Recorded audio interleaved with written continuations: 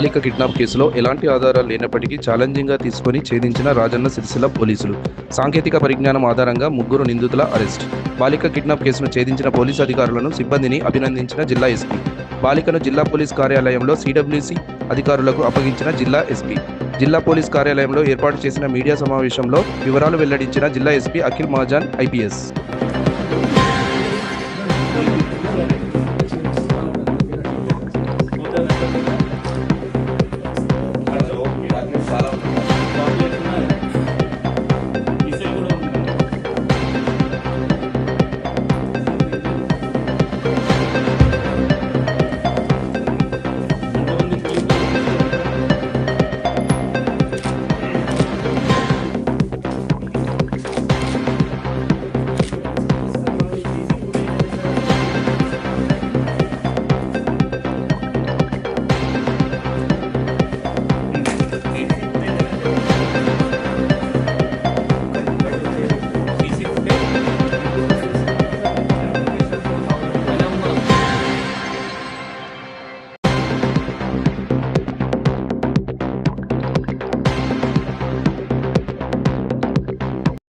కి ఒక చిన్న పాప, ఆమె పేరు అద్వైత.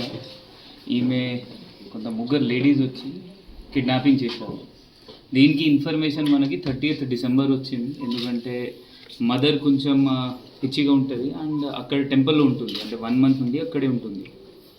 దానికి మన ఇన్ఫర్మేషన్ మదర్ వాళ్ళ బ్రదర్ ఇచ్చారు. దానికి కొంచెం డిలే అయింది. దాని తర్వాత మనం టీమ్స్ యాక్టివేట్ చేసాము, CCS and local inspector and almost 7 teams form చేసి అన్ని బస్ స్టాండ్స్, సీసీటీవీ కెమెరాస్, ఇంకా టెక్నికల్ ఎవిడెన్స్ అన్నీ గ్యాదర్ చేసాము. ఎందుకంటే డిలే వల్ల మనకి కూడా కొంచెం డిఫికల్టీస్ వచ్చింది. సో మొత్తం టెక్నికల్గా పోయి మనం అన్ని బస్ స్టాండ్స్ ఫస్ట్ వెరిఫై చేసాము.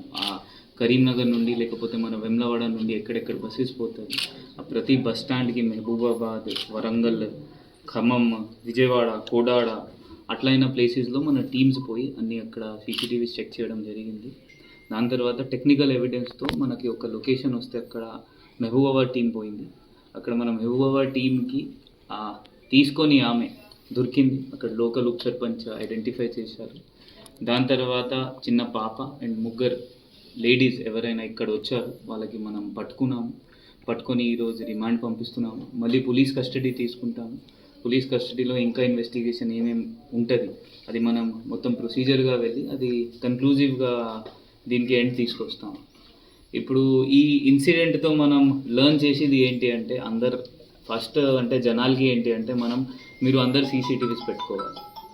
ఎందుకంటే సీసీటీవీస్ ఉంటే మనం 100% ఏమైనా కేసు డిటెక్ట్ చేయవచ్చు. సీసీటీవీస్ లేనప్పుడు చాలా డిఫికల్టీస్ వస్తుంది. ఈ కేసులో మనకి తెలిసింది ఇప్పుడు 30th కేసు అయిన తర్వాత ఈరోజు 10th క్లోజ్ అవుతుంది. అది కూడా చాలా డిఫికల్టీస్ వల్ల. బట్ స్టిల్ జనాలందరితో మీరు ఎంత సీసీటీవీస్ కెమెరాస్ పెట్టుకోవచ్చు మీ ఇంట్లో, చుట్టుపక్కల, బయట, మీ షాప్స్లో. అది మీకు ఏమైనా కారణంలో మీకు హెల్ప్ అవుతుంది. జనరల్గా మనం ఏంటి అంటే మనకి ఏం హెల్ప్ కాదు, మన లోపల పెట్టాలి. సో దయచేసి మీరు మ్యాక్సిమం సీసీటీవీస్ కెమెరాస్ పెట్టాలి. ఇది కాకుండా ఏమైనా ఇట్లా చిన్న పాప ఎవరి దగ్గర మీకు కనిపిస్తే మీరు తొందరగా 100 డయల్ చేయండి. సో దట్ మనం ఏం చేస్తాము అంటే ఐడెంటిఫై చేస్తాము అది ఎవరి చిన్న పాప. సో దట్ మనం ఆ కన్సర్న్ చైల్డ్ వెల్ఫేర్ కమిటీ ఉంటుంది మనకి, వాళ్ళకి హ్యాండ్ ఓవర్ చేస్తాము. సో దట్ ఇట్లయినా ఇష్యూస్, కిడ్నాపింగ్ లాగా ఇష్యూస్ ఎక్కడైనా జరగదు. బికాజ్ పాప చిన్న ఉన్నప్పుడు వాళ్ళకి కూడా ఏం గుర్తుండదు. మేబీ 2 years తర్వాత వాళ్ళు కూడా వీలైన అమ్మ నాన్న అనుకొని మేబీ అట్లా ఉంటారు. బట్ తర్వాత మదర్కి అండ్ పేరెంట్స్కి బాధ తర్వాత వస్తుంది. Thank you. పాత ఇప్పటి వరకు వాళ్ళపైన ఏం నేరాలు లేదు, మన దృష్టిలో ఏం రాలేదు. అది అందువల్ల ఇప్పుడు మళ్ళీ పోలీస్ కస్టడీ పెడతాం. అసలు ఏం జరిగింది, ఎందుకు చేశారు, అది మొత్తం మనం ఎంక్వైరీ చేస్తాం. 13 రోజులు పాపను దగ్గర పెట్టుకున్నారు కదా, పాపను ఎలా చూసుకున్నారు? మంచిగా, చూస్తే మంచిగా ఉంది పాప, మంచిగా చూసుకున్నారు. అట్లా ఏం లేదు దట్ ఏమైనా గలీజ్ యాక్టివిటీస్ చేశారు, అట్లా ఏం లేదు. మంచిగా చూసుకున్నారు. సేల్ చేయడానికి తీసుకున్నారా? అది ఇన్వెస్టిగేషన్లో తెలుస్తుంది. ఇప్పుడు చూస్తామంటే ఇన్వెస్టిగేషన్ చేస్తాం, ప్రొసీజర్గా పోతాం. సార్, ఇప్పుడు సీసీ కెమెరా ద్వారానే దొరికినట్టు మనకు చెప్తా ఉన్నారు.